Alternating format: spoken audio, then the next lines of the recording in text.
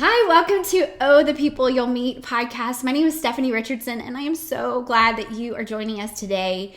I started this podcast because I get to meet some of the coolest people, and I don't know what it is, but God just brings amazing people in my life, whether it's at the grocery store, at Chick-fil-A, at a coffee shop, on the airplane, at kids' sporting events, whatever it is. I just get to meet some of the coolest people and hear their stories. And their stories inspire me, and they inspire me so much because I think God uses those stories to say, hey, Stephanie, I've got it. I've got you.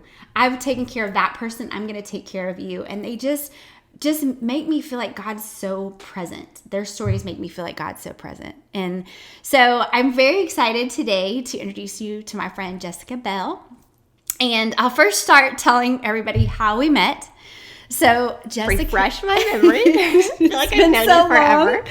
I actually remember the first time I met you was at Heritage Elementary School. I think the kids were, when did Charlotte start going to Heritage? First grade. So I think it was either first or second grade, and we had both taken them lunch that day. Okay. And Will had a crush on Charlotte back then. I didn't know if you knew that.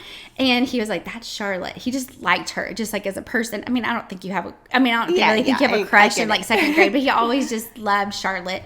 And so we talked, and then I learned, a little bit about your story, about y'all were starting your practice, I think the dental practice maybe then, or had y'all already been there?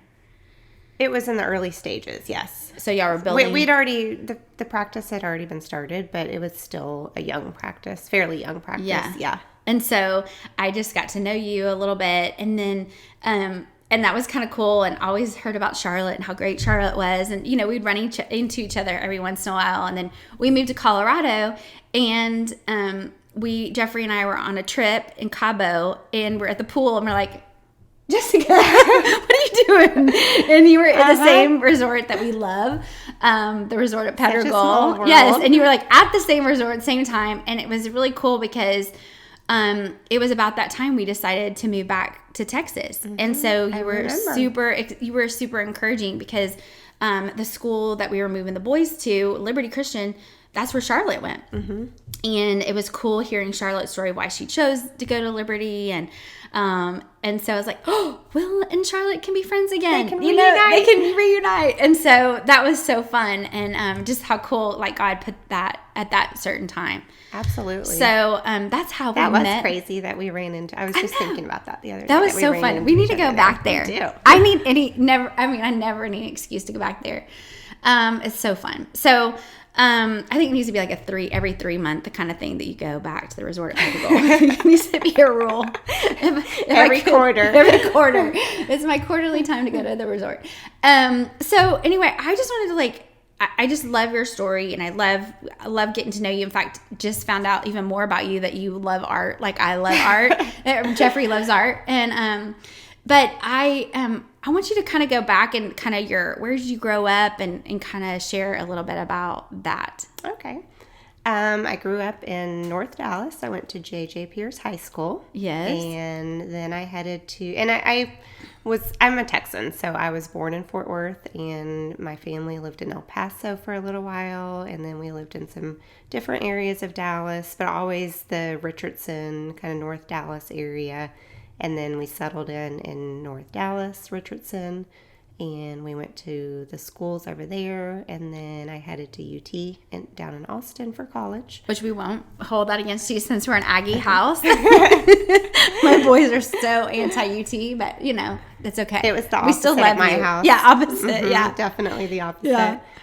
So went to college there, and then I ended up... And you pledged Tridelt. Yes, we're sisters. We're sorority sisters. I would give you the handshake, but I don't remember it. I don't either. I don't think. Maybe I kind of do, but yeah. You would have to refresh my memory. Yes, I'll refresh your memory of our Delta love. Mm-hmm. Yes. Okay, so you went to UT, and you majored in art. Art. That's so, like art history? Is that what it is? Is that a major or just art? That is a major, but mine was fine arts. Yeah, I have a bachelor's degree in art. So what is that? What do you do with a bachelor degree in art? Very good question, Stephanie. I think my parents might have been wondering that as well. You're going to spend money to go to college. You can certainly become an artist. And at the time, I thought that I would do something with graphic arts and advertising and that route. And then really what I got interested in medical illustration towards the end of my college career. That's really not what I majored in art for, but I got interested in that and thought I looked into that. I thought I might pursue that, but that really wasn't the route for me. So that really led me to go into dentistry, actually. How? Because I decided I did not want to do medical illustration. Essentially, I was going to have to go back to school and take all the science classes that you have to take to get into med school, because a lot of the classes that you take there are some of the basic, the entry level. Yeah. With the med students at the time, at least. I assume it's still the same. So I was like, well, I've always actually been interested in the sciences and the health field. I just wasn't headed that direction. And I also I wasn't good enough to be a medical illustrator. So the more I looked into it, I was just decided this really isn't for me, but I'm interested in doing a health profession. So I loved my pediatric dentist growing up, and he really just kind of inspired me to go into dentistry, and I thought it would be a good field for a woman. Yeah. And so that's what I did. So you're like, I want to be an artist. No, I want to be, I mean, that's a pretty big difference. It's a big jump. You're like, phew. She's, my parents never, it's interesting because when I compare parenting to parenting back in our day, it was so different, as we all already know that, but my parents never asked me what I was going to do with that degree. They didn't? Mm-mm. Do you think they might have secretly been wondering. And our kids were like, no, that is not the degree you're going to get. Yes, and you're different now. I don't think that's allowed. I don't know. But my parents never asked me what I was going to do with that degree. That was never a topic of conversation at our house. They really let us do what we felt led to do, and you're like, so okay, that's what I did. Well, how do you go from like an art degree to getting into dental school? Is that like hard, or you just take a test? You take a test and you take all the prerequisite classes. You had already taken the prerequisites. No, I continued. I kept taking classes, and so you were on the 18-year program. I was, UT? but I worked. I worked, and I went to class at night. Okay. So I did a full-time job, and I worked. So you graduated. So I graduated. I moved back to Dallas. I moved back home. I got a job, and I went to school at night. Oh, wow.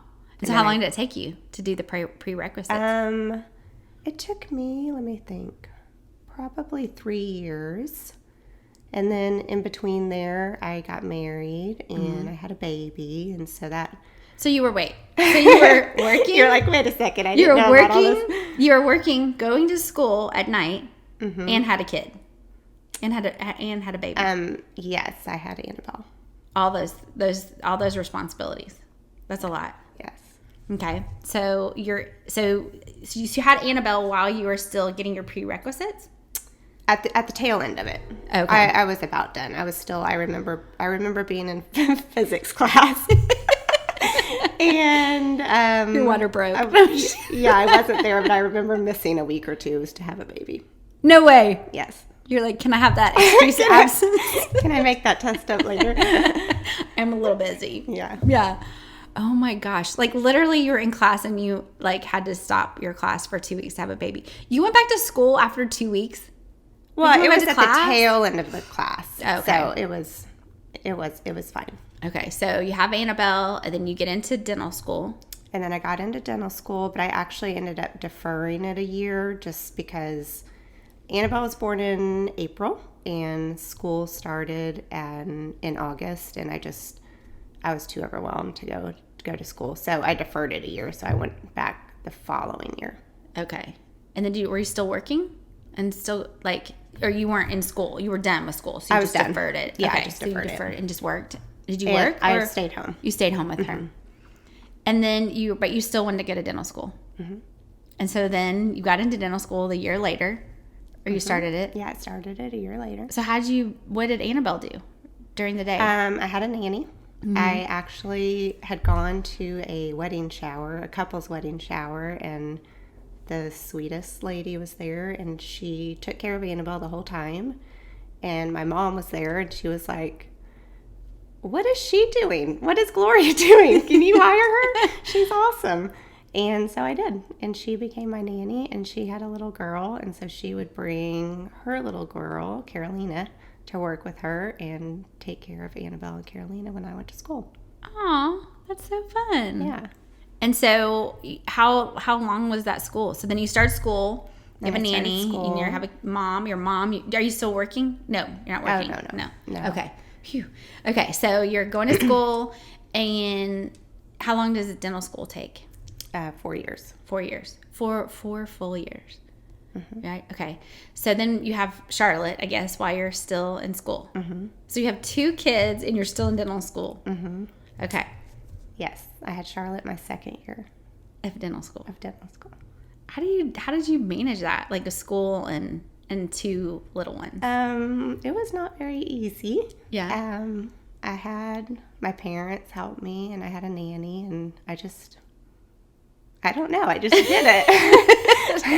I just did it. I didn't really have a choice. I couldn't really stop school. It didn't stop for me or anyone else. It continued on. So I just did it. You just did it. I just kept plugging away. Taking all that. And so it took you 4 years. Mm-hmm. I saw a picture that you the other day with the girls, like you have on your cap and gown, and they're so little. That was my graduation. And they were how old when you graduated? So at that stage, Charlotte would have been 2 and a half. Yeah. And Annabelle would have been 5. Yeah. And so then what'd you do from there? And then I did a pediatric residency for 2 more years. And so what does that look like? You have to you work? It's essentially like a job, but you have classes too. But I worked at Children's, I worked at Scottish Rite, and I worked at some different clinics that they have set up throughout Dallas, and went to pediatric school and did that for 2 years, and then I was finally finished. So did you open your own practice then, or what did you do? Okay. So after that, I worked in Allen, and I worked there for a few years. And then in the meantime, Jason was starting our practice here in Highland Village, and he was working in Highland Village and driving to Sherman to work. Okay, so back up. So you had the 2 kids, and then you were a single mom for a period of time? For a period of time. Mm-hmm. Okay. When I was towards the end of dental school and in my residency, I was a single mom. Oh, wow. And so I still had... you had school, and you had 2 kids, and you were a single mom. Mm-hmm. So it was it was a hectic time. Sort of a hectic time. It was a hectic time. Yeah. And did you live with your parents, or were they there? I did. I moved in with my parents when I started my residency. Yeah. And so, did you ever think like, oh, I want to quit dental school, or like, I'm not going to do this, it's not for me, or were you just like, no, this is my path? This is my path. I never thought about quitting. Yeah. So I don't know. I look back and I don't really know how I did it, and people ask me that all the time. I don't know, but I did. And, you just did. And I finished. Yeah. That's a pretty amazing thing. I mean, I think a lot of people would have just been like, oh, like I can't finish, like a lot of stuff's going on in my life, and, I'm a single mom and I can't, and, whatever, but you just like made it work. Obviously your parents were really supportive. They were very supportive. Yeah. So where'd you meet Jason? Met him through dentistry. Yeah. He's a pediatric dentist, as you know. So it's a small world. It's a small community. You're forced to be friends. We're forced to know each other. Yes. And so you were living in Flower Mound, working in Allen, and you and Jason met. We had already met. Okay. We had already met. So we met and we started dating before we moved to Flower Mound. We moved to Flower Mound together. Okay. And I was working in Allen. He was working in Southlake and Sherman, he was working, driving different places. And then he decided to open a practice in Highland Village. So, and at the time, it was much smaller, and farm roads, and there was it was nothing, like $24.99 was nothing. And yes, I can tell you the funniest story actually. So we moved, he started opening that practice. He was working in Sherman. He actually ended up working in Gainesville, and then I started working in Gainesville with him. So I was working in Gainesville and Allen. And how many miles are you putting on your car? A lot. And were the girls in school? The girls were in school. Charlotte was in preschool, and Annabelle was in at Bridalwood. Okay. Yeah. Oh my goodness. So there were some funny times, some crazy times. I'm like, you pick up the kids and I'll be here. And like, how do you? Yeah. So after a couple years of working in Allen, we decided that was, we needed to stop that. That was too far and it was getting to be too much and too stressful. So then I started working a little bit in Highland Village. It wasn't busy enough really for both of us, but as it got busier, I was working there and working in Gainesville. So you opened a practice in Highland Village, like a small one? Or you worked the for practice someone? that Jason already opened. Oh, he opened it. And so opened you kind of like, because he had already opened it and then you kind of started helping. Yeah. And then you were working in Gainesville. And then we started a practice in Gainesville out of someone else's practice. It was sort of not really a planned practice, but Jason had been working in Sherman, and there was a doctor that was going to Gainesville part-time and just asked if we would be interested because there was such a need there. Mm-hmm. And so we thought, well, sure, we can do that. And so we worked out of his office, which really wasn't set up for pediatrics, but we made it work. And we would literally load up our cars with instruments and no way. Our employees and charts and drive up to Gainesville. We had some funny times up there doing You're like, that. So would you work like one day a week or how many days a week up like there? Once a week. Once a week? Yeah. You would take all your stuff We in would your take car. all of our stuff, drive up there, drive everybody back with, we have stories of getting halfway there without our patient charts and turning around and getting this instrument or that instrument. So That's crazy. It was a crazy start. But that's what led us to actually ending up having an office in Gainesville. And so y'all ended up like, okay, now there's a need. And how often are y'all in Gainesville? Once a week. Once a week. Okay, so tell me about, because y'all built this, like, how did Highland Village grow? Because y'all have like this amazing, beautiful facility in Highland Village. So how did that, like, it just start come about? Yeah. So we did not start in that location. We started in a much smaller location off of Highland Village Road. Mm-hmm. And then over time, we grew out of that location, and we also wanted our own building and just wanted to be able to function the way that we knew worked well for what we did. And so just took a lot of working and finding the spot and getting the land and building and designing and all that stuff. Oh, and it's beautiful. It's so pretty. Thank you. And so when did you open that practice? The one that we're in now? Yeah. Oh gosh. What does Charlotte call it? The world? What does she call it? She calls it the dental world. The dental world. She calls it the dental world. The dental world. When is it? We've been there, gosh, I'm so bad with dates. I was trying to think when that was. Thinking that we've been there since, I think it's been about 7 years. 7 years. Mm-hmm. Yeah, because I was thinking it must have been right after we moved to Colorado.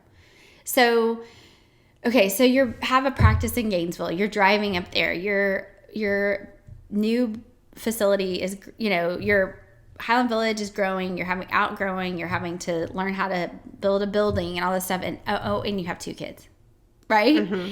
And you're still getting to take them Chick-fil-A at lunch or whatever, figuring out how to take them lunch at Chick-fil-A too.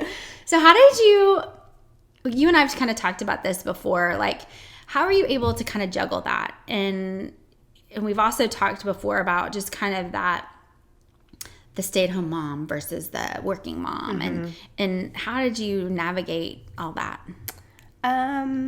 Well, I would say really I tried to set my work schedule so that I wasn't seeing patients every single day, because when I'm seeing patients, I don't have really control over my schedule at all. So I would see patients 3 or 4 days a week, and starting off I saw patients about 4 days a week, and then I cut that back to 3 days a week so that I could have more flexibility with my schedule. And even when I was working in Highland Village, I would be able to see them at lunch or drop off Chick-fil-A or something like that, just so that I could have a presence. And I always had that mommy guilt that a lot of working moms have, and you're always trying to do everything you can to try to make sure your kids know that you're still there, even though you're a working mom. Yeah. So I would say I just really tried to manage my schedule as best I could. And so you would try to have less of a schedule. So you were like working less because you wanted to be available and stuff like that. So so I would work a little bit less at the time, or, when you have your own business, it takes a lot of time, but you're able to do some of that time on your own time frame. So you I some flexibility. I could have some flexibility with that part. Is that why you chose to be a dentist? Is that kind of why you... Partly. At the time, I didn't know as much about it as what you think something is until you do it. Yeah. But I felt like that might give me some more flexibility. Yeah. Because you thought, because you said at the beginning, you're like, that's a good job for a mom. Yeah. That's what you said. So you were already thinking like, I was already thinking kids, that what can I do that's going to allow me a little bit of control over my own schedule type of thing. Yeah. Yeah. Because art probably... I would have had all the control in the world. Maybe just art, you could have just done a garage full of canvases that no one wanted. No one wanted. I'm going to Except for my parents. Your parents, they probably have it all up. They're so sweet. They have all your art up, I'm sure. So did you feel judged from the stay-at-home moms? Like, you talked about that mommy guilt. Like, how did you manage that mommy guilt? Like, what did you do with that? I think mainly I just didn't try to worry myself too much with what other people thought as far as that negativity from the mommy wars. Yeah. The mommies not supporting each other and not supporting working moms, and I just tried to not worry myself too terribly much about it. Yeah. And I was never a confrontational person. I would never did you tell anyone. But did you feel judged? I mean, because you were a working mom, or is that something that you, yes. or is that something that you just kind of took on? Like, that's a good question. Possibly a little bit of both. Yeah. Because I would say, because I was a stay-at-home mom for, pretty much because I've had the flexibility, but I definitely see both sides, I see how you're like stay-at-home moms judge working moms. Are like, how could you leave your kids? But then, working moms are like, I could never do you. That's so boring. Right. You have, Yes, so I agree. I see both people saying both things, and neither is right. Neither is right. Yes. Yeah. And I think that's I think as women, we need to probably encourage each other instead of just being so judgy, as far as what's best for your kids. Yes. But I think it's also really cool. I think your story is awesome because you were intentional. You were intentional, from the beginning of I want to be intentional because I know I want to have a family. So you were intentional with what career you chose. Mm-hmm. You're intentional with your schedule, and so I think because you did value being with your girls. And I did. Yeah. And I still do. Yeah. Oh, yeah. Yeah. Always. Yeah. Always at the dance competitions and all. That's right. I didn't want to miss anything. You're a dance mom. Yeah. You were always there at Chick-fil-A with your kids at lunch.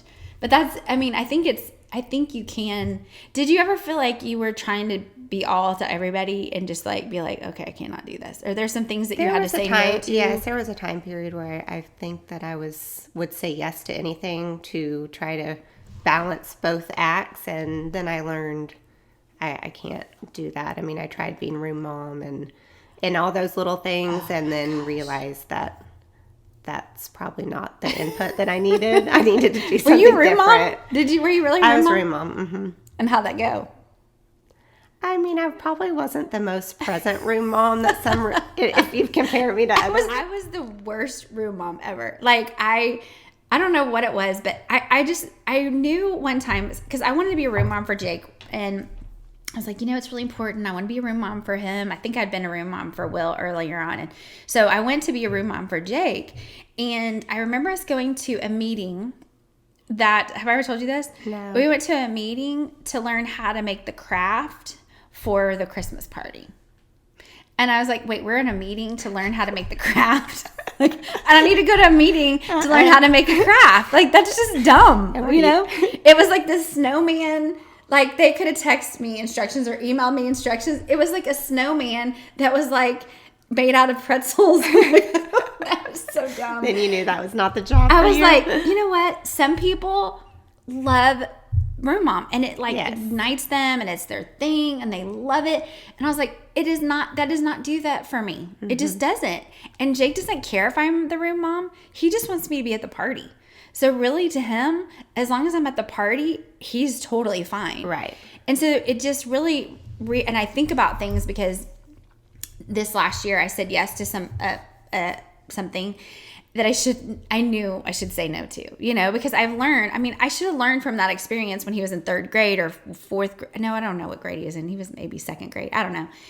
And I got myself into that situation again. And I'm like, why did I say yes to something I completely know that I'm not good at? You forgot about all of that. I did. And it came back to bite me so bad because I knew like that wasn't my gifting, but other people thought it was my gifting. They're like, oh, Stephanie, you'll do it. And so I'm like, okay, yeah, I'm a people pleaser. I'll do. And it just made me miserable because I was like, that was not fun. It was definitely not in my gifting. And he didn't care, Right. He just wanted me to be there. He didn't care if I had that responsibility and or he whatever. didn't even know what the room mom did. He did not know.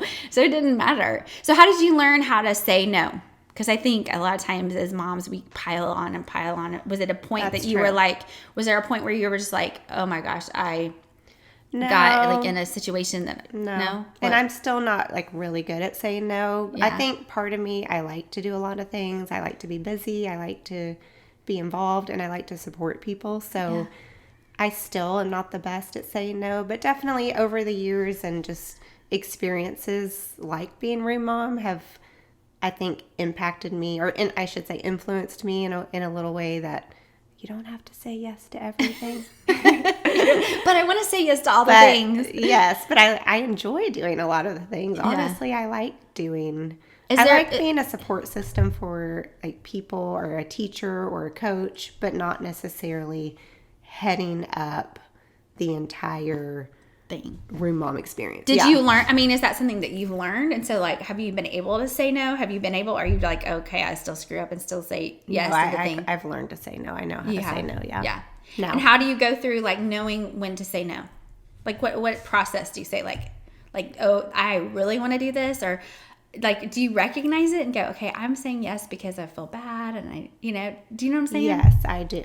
I recognize it. You recognize it now, like because I feel like you get a little bit of the gut feeling like, I really don't want to do this. I just feel like I have to say yes to this kind of thing. And not to say I don't ever say yes to some things that maybe I'm not dying to do, but I think I listen to my gut a little bit more about what's going to be the most impactful thing that that I can do.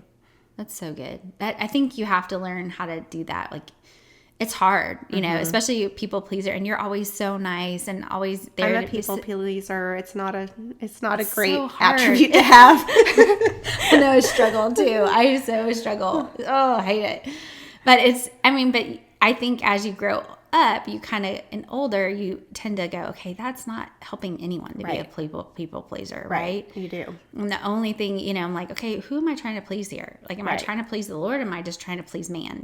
Because it's not getting me anywhere, because I'm always going to fail. I'm always going to fall short, because I can never please people. Yes. And I think that's what I've learned about myself, that I'd rather love people and support people in the best way that I can, instead of trying to say yes to everything and really not being able to do everything the way that's going to actually support someone or love on someone. Right. Well, obviously, you had to, you had little kids, you were going to, working, going to class. All those things. Obviously you're high performing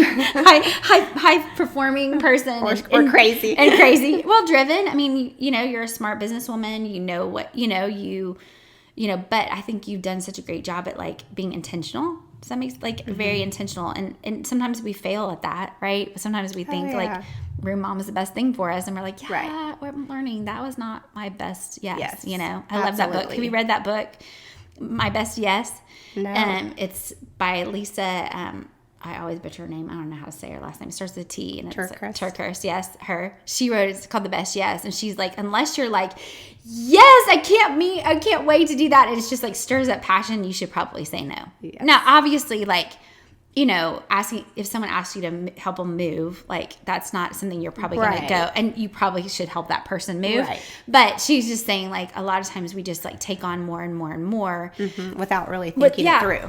Oh, the thing about the PTA mom thing that I realized then was that there was someone I was taking something from someone else that really was passionate about something, and I was taking away from them, like from their gift or whatever. So true. I'm kind of stealing from them, right? Because there was someone that was like really wanted to do that, and so by they're me, probably really good at it, and it's an important job. Yeah, and sometimes we take on so much, and we're not allowing someone else to use their gifts. That's so true. It's like selfish. Yes, right. So true. And so that's what I think about too. I'm like, you know, I need to say no to this because there's someone that has a really amazing gift to do this and will do it better than me. And they really want to do it. Right. Right. That's so true. Yes. And so that's something that I think is really amazing. Okay. So I love your story. I think you're amazing. I think your girls sweet. Are amazing. You're so sweet. That, you know, Will and Charlotte are still friends all these years, and that your girls are, you know, Annabelle is like in law school and Charlotte's thriving at TCU, and you know, obviously you did a good job, Mama. Thank you. I've made plenty of mistakes. Believe me, I've made plenty of mistakes, but they're good girls. I'm just really proud of them. I know. As a mom, you're like, you just kind of go, oh, I don't even know how that happened. I know. So let's talk about that. So what do you think your biggest parenting advice to people is? And maybe specifically to the working mom. Good point. I think one of my biggest things is not to feel like you have to overschedule your kids. They don't have to be in an activity 24/7. And I think sometimes working moms, especially with little kids, you almost feel like you have to entertain your kids a lot. Like you feel guilty that you're at work all day, so we have to go to main event and do something fun. And you forget about just being at home and not having a planned activity, just taking in the moment. And so I think that would be one of my advices. That is really good, because we do feel like we have to like make up for lost time or whatever. I think it's easy to have a little guilt and feel like, I don't feel like that anymore, but I do remember feeling like that when my kids were young. And I actually had a friend that pointed that out to me, and it really helped put things in perspective for me. Just like they want just the time at home together and just like being together. It's not so much like being entertained. Yeah. It's such good advice. What's your biggest parenting fail that you think, or like wish you could redo? You have a redo? I think just in generality terms that I would say not to get too uptight and worried about the small stuff that really ultimately doesn't matter. Yeah. Just to let that stuff go. Yeah. Yeah. I bet having girls, like, I would think that if I had girls, I'd be like still mad if like another girl was mean to them or whatever. I think I would hang on to all that. So that's it. It's just wasted energy. Yeah. I would totally. Yeah, that would be hard. Okay. You're a reader. So what are you reading right now? Right now, I'm reading Becoming by Michelle Obama. And I just finished Conviction and The Girl with 7 Names, which was really interesting. I just finished both of those books. Okay, because you're in a book club. Like, aren't you like 2 book clubs? I'm in a book club. They just let me join last year. They're so sweet. It's been a book club that's been going on for years, and they just let me be a part of it. Oh, you're like in the club. I'm the new member. You're the new member. Okay, so those are interesting books. What's something fun that you're loving these days? Like, what are you into right now? Oh, that's a good question too, Stephanie. It's filled with good questions. Well, this is kind of silly, but I literally just decided that I really want to learn Spanish because it's been on my list of that's awesome things to do for, like 20 years or something. Yes. So I downloaded the Fluent U app, and I got a couple Spanish books, and I've just started. So don't ask me anything in Spanish. I've just started, but I'm enjoying the Fluent U app. It's kind of fun. So do you do it in the car, like on the way to Gainesville, or are you just like, or is it just like you have to actually be on it? No, there is a Spanish podcast that I've listened to in the car, but I feel like I'm not even far enough along to follow. I'm very lost. It's like a Spanish podcast? No, but the app is, you really have to look at your phone. It's more of a tutorial. Okay. So you can't do it when you're driving. That's really cool. So now when we go to So I'm Cabo, just pretty much practicing for my Mexico trip. That's as far as I think I'll probably get. No, you'll get further. I feel like I love all people and all things Latin, and so like that's always been on my heart. And so I'm like, I love the people. I do too. I love their art. I love their art. I love all the things about them. So it's always been on my heart. So so that's a good encouraging thing to learn. I mean, I'd love to take a class even, but I don't want to sign up for a college class, and I just want to learn how to speak it a little bit conversationally. 4 years in college. Maybe. Or 4 semesters in college, and I can't speak it. Yeah. I can pick out some words, and if I'm in like a Spanish speaking country, like it starts to kind of come back. But I think unless you use it, all the time, I don't think you like. I think it's hard. So I think doing what you're doing is awesome. Okay, what is your favorite beverage, adult or otherwise? Well, right now I'm having a terrible addiction to boba tea. Oh. And no one else gets my addiction or enjoys it. I've never had it. You've never had boba tea? No, what is it? So good. It's the Thai milk boba tea. It's essentially tea with sweetened milk in it and the little boba, the tapioca balls. You've never had this? No. Oh gosh, I've got to get you one. Is it kind of like chai tea? Kind of, but different. Okay. And it's not healthy. But it's very tasty. Oh my gosh. Okay, so what is your favorite travel destination? Because you have gone on some really cool trips. So what's your favorite travel destination? Well, my favorite travel repeat destination is either Telluride or Cabo or in Mexico. I love Mexico. But my favorite place that I've been is South Africa. And that's what y'all did last summer, right? Yes. Yeah.